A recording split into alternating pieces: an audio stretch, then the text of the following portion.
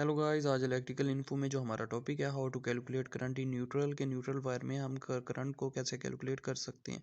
General perception हमारी ये होती है कि जी उसमें करंट ज़ीरो होता है या उसमें करंट फ्लो नहीं हो रहा होता, लेकिन ये जो बात है ये बहुत रेयर केसेस में होती है। जब हमारा लोड है तीनों फेसेस पे अगर वो सेम हो तो क्या होता है कि हमारा जो है न्यूट्रल में कोई करंट पास नहीं कर रहा होता। लेकिन जब हमारा लोड जो वेरी कर रहा हो तीनों फेज़ों में या इम्बैलेंस हो, यानी कि एक में जो है 5 एम्पेयर है, दूसरे में 10 है, 15 है, तीसरे में 15 है, तो क्या होगा हमारे न्यूट्रल में भी कोई ना कोई एम्पेयर आ रहे होंगे। ठीक हो गया।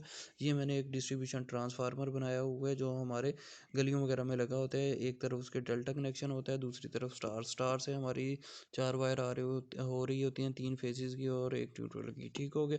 अब तो उसमें क्या होता है कि हमारे जो घर हैं वो किसी ना किसी सिंगल फेज कोई इस पे लगा होता है, कोई इस पे लगा होता है, लेकिन जहाँ हम इंडस्ट्री वगैरह में 3 फेज वायरिंग यूज़ कर रहे होते हैं तो उसमें जो है हमने न्यूट्रल पे भी करंट कुछ ना कुछ देखना होता है, क्योंकि उन तीनों पे जो है फेज़ों पे डिफरेंट लोड लगा हो सकता है। उसके लिए एक फार्मूला है जो है करंट को कैलकुलेट करने के लिए A² + B² + C² minus AB minus BC minus C है।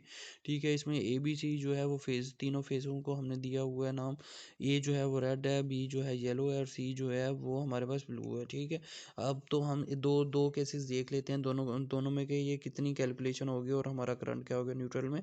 तो इन बैलेंस लोड कंडीशन में क्या होगा, सपोज करें कि हमारा रेड येलो ब्लू तीनों जो है तीनों में 10 10 एम्पेयर है। जैसे हमने इधर से शो किया 10 एम्पेयर 10 एम्पेयर 10 एम्पेयर, तो हमने क्या किया इस फार्मूले में लगाया। तो 10² + 10² माइनस 10 × 10 माइनस 10 × 10 माइनस 10 × 10, तो इसका आंसर जो आएगा वो ज़ीरो होगा। इट्स मीन कि जो हमारा न्यूट्रल में लोड है वो न्यूट्रल में जो करंट है वो ज़ीरो है। ठीक है। इसी तरह जो दूसरी कंडीशन है इन अनबैलेंस लोड में कि अगर हमारा इधर सपोज करें रेड फेस में जो है हमारा 10 एम्पेयर है, येलो में 15 है और जो हमारा ब्लू है उसमें 20 एम्पेयर है, तो हमारा न्यूट्रल में कुछ ना कुछ एम्पेयर आ रहा होगा। उसे कैलकुलेट करने के लिए हमने क्या किया, इसी फार्मूले को यूज़ किया, A² + B² + C² minus AB minus BC minus C।